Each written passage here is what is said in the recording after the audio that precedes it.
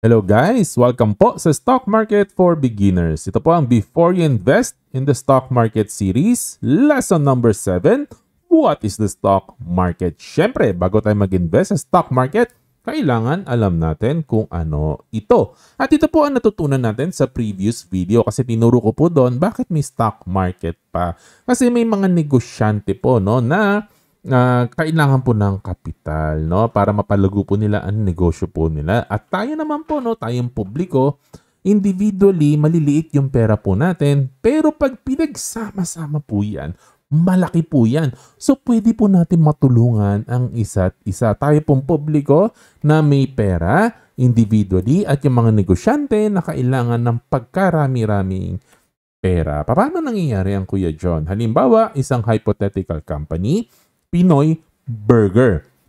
Gusto niyang mag-expand. Kailangan niya ng 200 million pesos para mag-expand siya. Ito yung target niya na amount, no? Okay, so kung gusto niya po yun at ayaw niya umutang, pwede niya i-consider yung stock market. Pwede po niya ipasok ang kumpanya sa stock market through the process called IPO, Initial Public Offering, no? Ito po yung first time na i-offer mo ang shares mo sa publiko. Ibig pong sabihin, no? Halimbawa, isa lang ang may-ari ng company na to, no? Siya ang 100% owner. Kailangan handa po siya na bitawan niya yung certain portion ng ownership ng kumpanya niya at mapupunta na po ito sa publiko. Kapalit pera para magamit niya to expand the business. At ganito po siya nag-work, no? Halimbawa, yung may-ari, no? Iniisip niya ang value ng buo niyang kumpanya currently ay 1 billion pesos, no? So gusto niya mag-raise ng 200 million pesos. So mag-o-offer po siya ng 20% ng kanyang kumpanya kasi ang 20% po ng 1 billion ay 200 million. Sakto, yun ang kailangan niyang pera. At syempre, kailangan po itong chap-chapin ng pagkarami-raming piraso kasi syempre wala naman po sa atin, no, sa ating publiko ang may milyon-milyon na pera. So kailangan po itong 200 billion na ito i-divide po siya ng maliliit para ma-afford po natin tayong mga publiko. Halimbawa, itong 200 million po na ito, no, chachap-chapin natin into 1 million pieces or 1 million shares. I-expand ko po later ano ibig sabihin ng shares in another video, no? Basta isipin po natin, i-chop-chop natin itong 200 billion na ito into 1 million pieces. So, ibig sabihin, 200 million, divide mo by 1 million, 200 pesos na lang ang isa. Ayun, ma-afford na po natin yan. May pambili na po tayo ng 200 pesos. 200 million, wala tayo. 200 pesos, meron po tayo. Ngayon, pwede na pong bilhin ng retail investor itong si Pinoy Burger for 200 pesos each share. Okay, so recap lang po, no?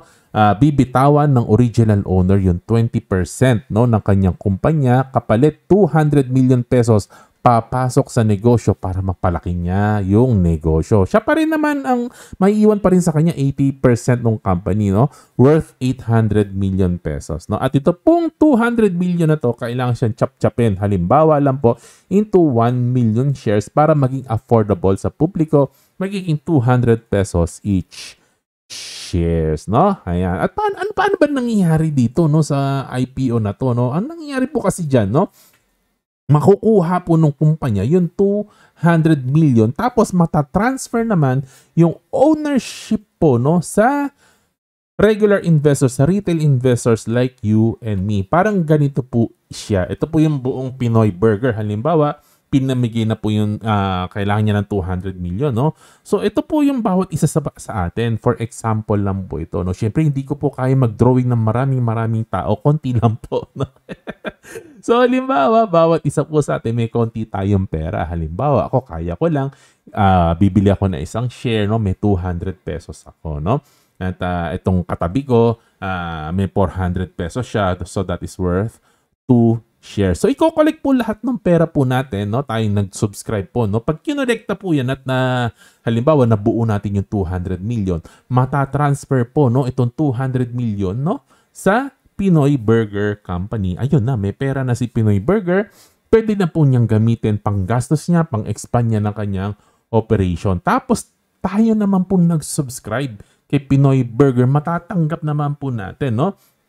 Yung counterpart na number of shares in exchange sa pera na nilabas po natin. Siyempre, mas marami kang pera nilabas, mas marami kang shares na matatanggap. Yung naglabas ng 1,000 pesos, 5 shares na makukuha niya.